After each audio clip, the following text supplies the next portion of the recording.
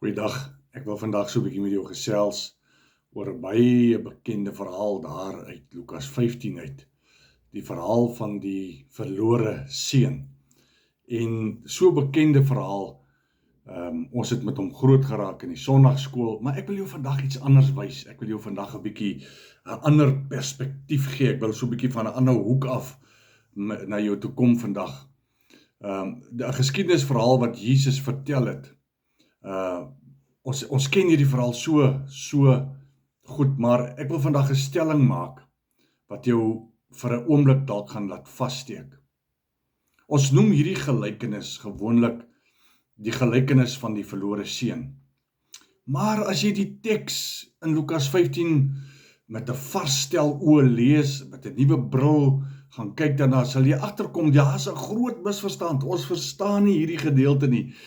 En laat my toe om vanoggend so 'n bietjie met jou te deel en te kyk na hierdie gedeelte. Weet jy wat? Daar was nie net een verlore seun gewees nie. Ja, jy het reg gehoor. Daar was 2 verlore seuns. Daar was nie net een nie. Die tragedie van die kerk vandag is, daar is soveel opregte, getroue gelowiges. En dat is dat ons die eerste seun se storie verstaan. Maar ons verstaan nie die tweede seun se storie nie. Ons weet van een seun wat sy goed gevat het en gegaan het. Maar ons hoor nooit en ons lees van die tweede seun, maar ons is nooit geleer van die tweede seun se storie nie. Die jongste seun was verlore in 'n ver land van oormaat, van sonde, van plesier.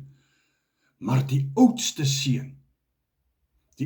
seun was net so verlore, maar hy was verlore binne in sy vader se huis gewees. Kom ons gaan kyk daarna.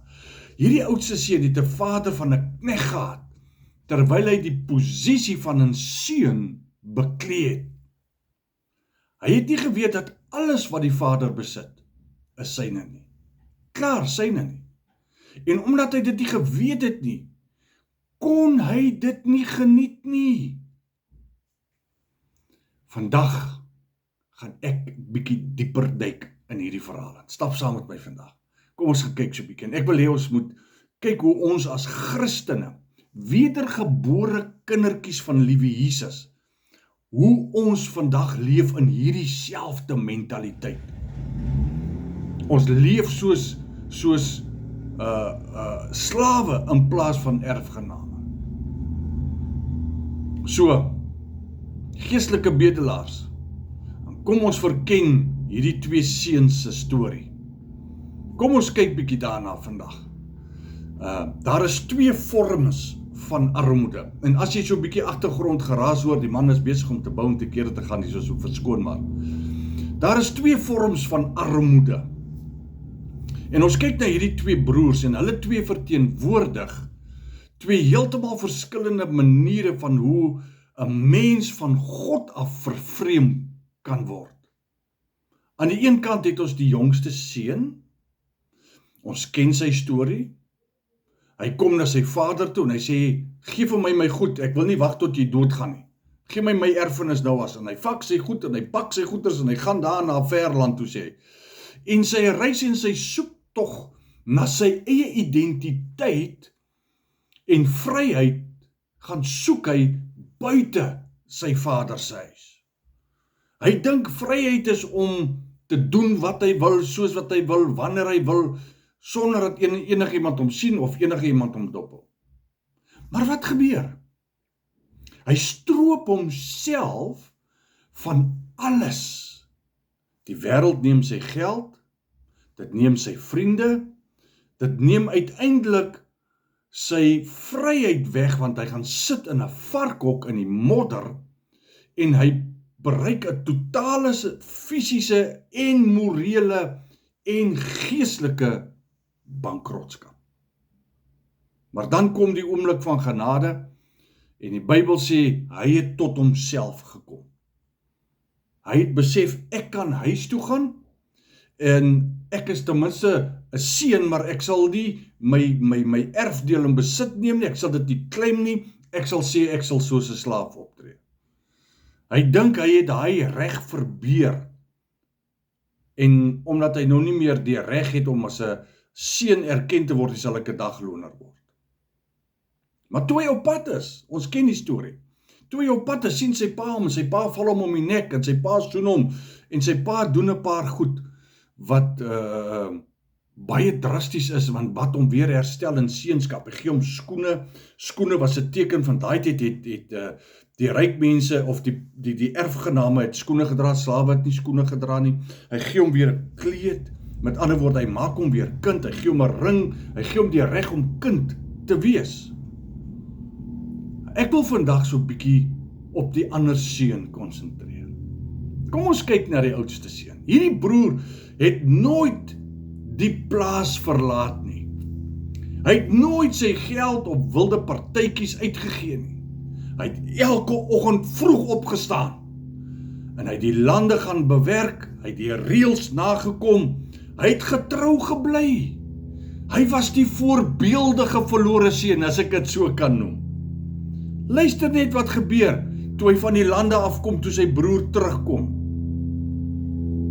Hy hoor die musiek, hy hoor die gesang, hy hoor hier soos 'n fees aan die gang, en hy roep een van die diensknegte, en hy vra vir hom, jong, wat het hier gebeur? En die diensknegt sê vir hom, ja, maar jou broer het teruggekom, en jou pa het vir hom die vetgemaakte kalf geslag. Daar in Lukas 15 vers 29. En kom die oudste broer so ver, en hy sê vir sy pa, kykie, ek dien jou al soveel jare, en nog nooit het ek 'n gebod geoortree nie. Sien jy wat gebeur hierso? Kan jy sien wat gebeur hier? Sy eie woorde ontbloot sy hart. Hier is die tragedie van die oudste seun. Die oudste broer het die vader se huis gewoon, maar hy het met 'n slaafmentaliteit in die huis gewoon. Hy het gedink dat sy verhouding, en dit is baie van ons doen presies hierdie selfde ding. Ons dink ons verhouding met ons vader moet as 'n slaaf wees teenoor my vader. Ek moet werk en ek moet al hierdie goeders doen om my vader tevrede te stel. En dis die grootste leen, my vriend, uit die put van die hel uit. Ons hoef nie te presteer om die vader tevrede te stel nie. Ons hoef nie al hierdie klomp vreeslike reëls wat die kerk op ons lê van jy mag nie, jy moet na te kom nie. Hierdie oudste seun het afstand beleef, sonder dat hy ooit 'n reis geonderneem het. Hy was fisies baie naby aan die vader. Luister baie mooi. Maar sy hart was net so ver verwyder van die vader as die hart van die jongste broer. Is dit nie hartseer nie? Ons het 'n onsienlike erfenis, en wie wat is ons as mensdom se grootste probleem? Hoekom kan ons nie seunskap, ons erfdeel in besit neem nie? Want nommer 1, gierigheid is ons grootste probleem. Dit is die kruks van die hele saak. Die oudste broer se kernprobleem was nie ongehoorsaamheid nie. Dit was ongeloof, gepaard met menslike gierigheid. Waarom sê ek gierigheid? Kom ons kyk bietjie gou hierna. Hoekom sê ek gierigheid? Omdat die mens van nature alles vir homself wil hê. Die mense vleeslike natuur wil besit, dit wil versamel, dit wil beheer. Maar hier is die geestelike paradoks waarna ons moet kyk. Hoeveel van ons wil alles hê wat ons kan kry, sonder om uit te deel aan hulle wat behoeftig is. Hier is ons die verskil. Ons wil dit in die vlees besit. Ons wil dit deur ons eie prestasie en ons eie werke wil ons dit hê. Dat ek kan sê ek het gewerk vir dit wat ek het. Maar ons wil nie dit wat God vir ons gelos het in geloof in besit neem nie. Die vader kyk hierso na die oudste seun met 'n hart vol passie. En kyk wat sê hy daar in Lukas 15 vanaf vers 31, hy sê, kind, seun, jy is altyd by my. Kyk wat sê hy, alles wat ek het is joune. Dis jou deel, jy kan dit vat, jy kan eet, jy kon al die vetgemaakte kalf geslag het vir jouself. Hierdie sin ontbloot die oudste broer se grootste blinde kol. Die vader sê vir hom, jou prestasie gee jou nie toegang nie. Jou geboorte maak dat jy toegang het. Jy is my seun, sê die vader vir hom. Alles wat myne is klaar joune. Die oudste broer het gekla dat sy pa nooit eers vir hom 'n bokkie geslag het, om saam met sy vriende te eet. Waarom? Omdat hy gewag het vir 'n fisiese handout, gebaseer op sy verdienste. Hy het nie verstaan dat die erfenis reeds in die onsienlike aan hom behoort nie, en dat hy bloot in geloof uit die pakhuis moes uittrek, en dit geniet nie. Die verskil tussen die slaaf en die seun is, 'n slaaf dink hy moet werk sodat hy beloon kan word. En hoeveel van ons in die geestelike kerkwêreld, Christelike wêreld vandag, doen presies dieselfde. Ons wil werk. Ons gaan deur bevrydingssessies, ons gaan deur belydenissessies, ons gaan deur al hierdie tipe van goed, omdat ons nie vergifnis kan aanvaar en glo dat God en Christus my reeds vrygemaak het nie. Kyk bietjie wat sê die skrif vir ons. Ons gee ons erfdeel weg as ware. Kyk na my ander podcast wat ek gemaak het, praat ek daar, hoekom gee jou erfdeel weg? Ons gee as ware ons erfdeel weg, en hoe doen ons dit? Kom ons kyk aan na 'n skrif in Johannes 1 vers 11 en 12. Kyk wat sê Jesus daar. Hy sê, hy het na sy eie toe gekom, en sy eie mense, die Joodse Hebreëse volk, het hom nie aanvaar nie. Maar kyk wat sê hy die volgende vers. Maar almal, wat beteken die woord almal? Almal beteken tog almal. Is dit nie waar nie? Almal wat hom aanvaar het, aan hulle het hy die reg gegee om kinders van God te word, aan hulle wat in sy naam glo. Kyk wat gebeur hierso. Kyk bietjie wat gebeur hierso. Jesus het na sy eie volk gekom, na die Joodse volk, en hulle het hom nie aanvaar nie. Maar in plaas daarvan dat ons die reg gryp wat hy vir ons gegee het om kinders van God te wees, neem ons 'n geestelike oppad. Dis eintlik baie hartseer. Ons gee ons erfdeel vir 'n volk, omdat ons nie die mentaliteit van kind kan aanvaar nie. Gee ons erfdeel wat eintlik ons toekom omdat ons Christus aanvaar het. Gee ons weg en ons sê 'n ander volk is eerder een wat verkies word bo my. Wat 'n skreiende skande, ons doen wat Esau gedoen het. Die Bybel sê uitdruklik vir my en jou, en dit is belangrik, vriend, dat ek en jy hierdie mentaliteit, hierdie kopskuif moet waag. Daar in Galasiërs 3 vers 29 sê die skrif uitdruklik vir ons, dat as jy in Christus is, dan is jy die nageslag van Abraham. Jy is kind.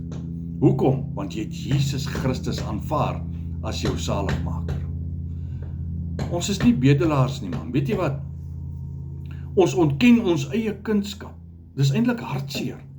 Ons ontken ons eie kindskap omdat ons dink ons is net heidense bedelaars wat vir 'n krummeltjie onder die tafel moet sit en wag.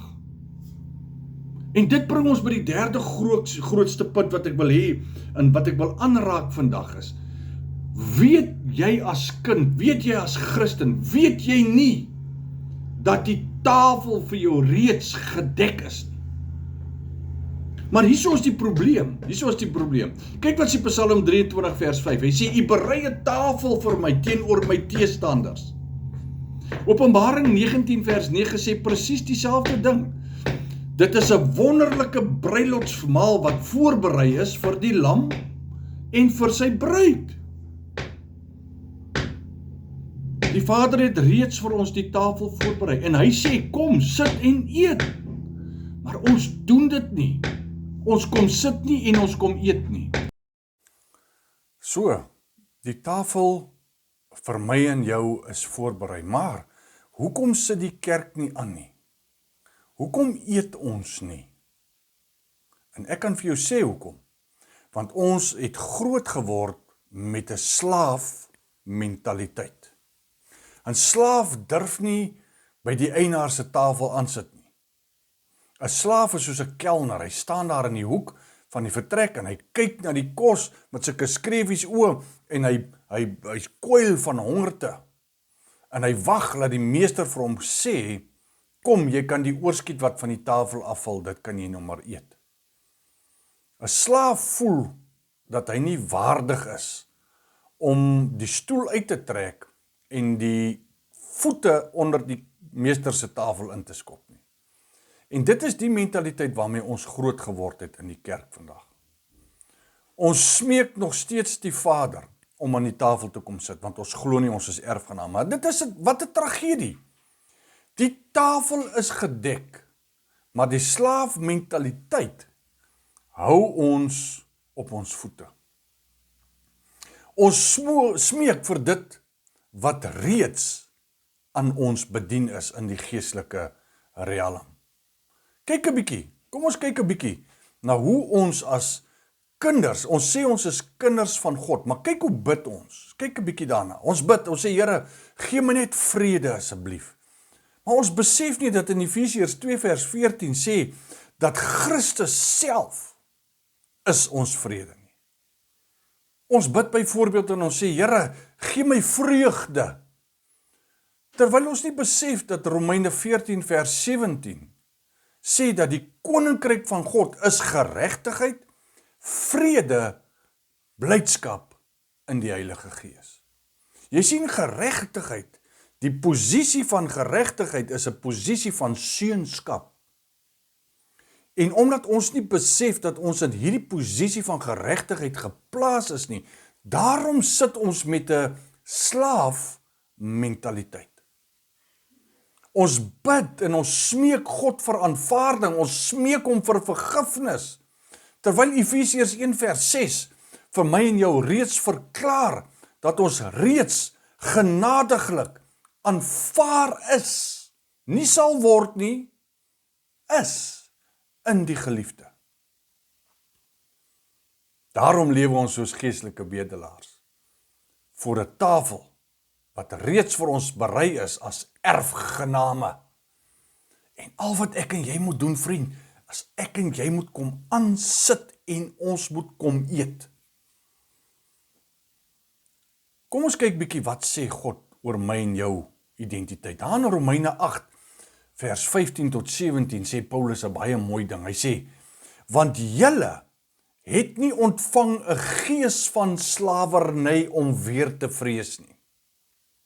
Maar julle het ontvang die gees van aanneming tot kinders, deur wie ons roep, Abba, Vader. Met ander woorde, die gees roep deur ons, Vader, Vader. En hierdie gees getuig saam met ons gees, nie dat ons slawe is nie, maar dat ons kinders is, dat ons erfgename is. En nou sê die skrif, hy sê, en as ons kinders is, dan is ons erfgename. Erfgename van God en mede-erfgename van Christus. Maar ek en jy kan nie erfgename wees nie, my vriend. Ons kan dit nie in besit neem as ons dit nie hoor en glo nie. Jy sien, want ons sit in dienste sondagoggend vir sondagoggend en ons het hierdie slaafmentaliteit. Ons het ons erfenis weggegee aan 'n volk daar buitekant en ons sê die Jode is iets besonders wat hulle nie is nie. En ek wil hê ons moet kyk dan nie. Kyk wat sê Galasiërs 4 vers 6 en 7. Hy sê, omdat jy nou kinders is, het God die gees van sy seun in julle harte uitgestuur.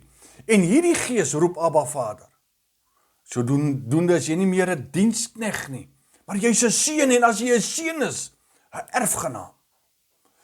Die verskil tussen die jongste seun van Lukas 15 en die oudste seun is fascinerend as ons na die herstelproses kyk.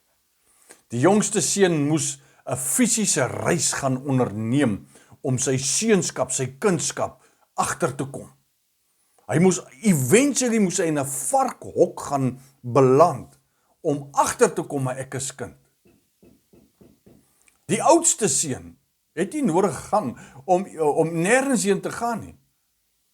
Hy moes eintlik net glo wat sy vader reeds oor hom gesê het. Sy grootste gebrek was nie afstand gewees nie. Sy grootste gebrek was 'n verkeerde selfverstaan.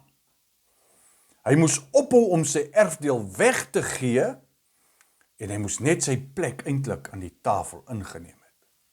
Weet jy wat my vriend, dit is tyd. Kom aan. Trek jou stoel uit en kom sit in die tafel. Jesus bring ons eintlik hier by 'n baie mooi einde van hierdie verhaal. En Jesus eindig hierdie gelykenis op 'n oop noot, as ek dit so kan stel. Die jongste seun is binne in die huis. Hy het 'n nuwe kleed gekry, hy het 'n nuwe ring gekry, hy het 'n skoene gekry, en die kalf is vir hom geslag. Hy's geherstel in sy seunskap. Die oudste seun staan daar buitekant in die donker. Nie omdat die vader hom uitgesluit het nie. Die vader het na hom toe uitgegaan, inteendeel, en hom gesmeek, kom, raak deel van hierdie fees. Hy staan buite omdat sy eie geregtigheid, sy vleeslike gierigheid, om dit te wil verdien, sy ongeloof hom verhinder het, om hierdie fees te betree. Gaan dink 'n bietjie daaroor na. Jesus laat hierdie storie oop, sodat jy en ek die einde van ons eie storie kan skryf. En die vraag vandag, wat voor my en jou staan, vriend, is nie net, het jy die ver land verlaat nie. Die vraag is, ken jy die Vader? Glo jy dat jy kind is? En as jy sê ja op hierdie vraag, dan is die volgende vraag, gaan jy nou die stoel uittrek in jou plek aan die tafel wat reeds vir jou voorberei is? Gaan jy die plek inneem? Gaan jy eet aan die feesmaal? Gaan jy ophou om jou erfdeel vir 'n pot lensiesop weg te gee? Gaan jy ophou om te wag dat geloof net 'n teorie bly? Of gaan jy jou geloof gebruik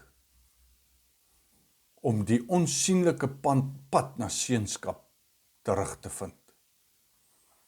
Gaan jy toelaat dat dit vandag manifesteer? En dit is dan tyd dat jy uit slawerny uitstap. Dit is tyd dat ons in die kerk vandag uitstap uit hierdie slawe mentaliteit uit.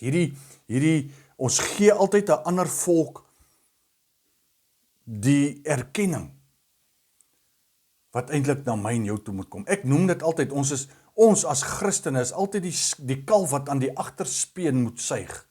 Want ons sê altyd dat Israel en die Jode is iets prominents, terwyl hulle nie is nie. Trek die stoel uit. Gaan lees weer Psalm 23 en Openbaring 19.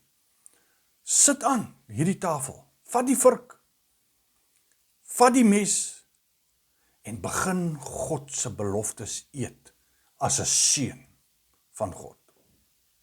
Dit is baie belangrik. Moenie laat ons maak soos wat Johannes 1 vers 11 en 12 gesê het, hy het na sy eie gekom, hy is gekruisig vir almal wat glo, Johannes 3 vers 16, maar ek glo nog steeds nie dat al het ek die belydenis gedoen, al het ek hom geaanvaar, glo ek nog steeds nie dat ek kind is nie. Nee, jy is kind. Dit is baie belangrik, en vandag wil ek hê jy moet vir die Vader sê, terwyl jy daar sit en kyk na hierdie pot gooi, sê vir die Vader vandag, sê, Vader, ek wil nie meer 'n slaaf wees nie. Ek wil nie meer my erfdeel weggee nie. Ek glo vandag wat Jesus gedoen vir my het, wat Johannes vir my beskryf daar in Johannes 1 vers 12. Ek glo dit wat hy oor my sê, dat ek is 'n kind nou. Ek sit vandag aan u by die tafel as 'n seun, as 'n dogter, en ek neem in geloof besit wat reeds myne is in Christus Jesus. Dankie vriend, dat jy vandag saam met my geluister het en saam met my gekuier het. As hierdie episode jou oë oopgemaak het vir jou ware erfdeel wie jy is in Christus, deel dit asseblief met iemand wat nog steeds, wat jy weet, wat ook nog steeds in 'n posisie sit waar jy sit as 'n slaaf in die huis, wat buite die deur staan en smag om aan die feestafel te kom sit, maar dit is eintlik sy posisie. Tot volgende keer, wandel as sy erfgenaam. Mooi loop.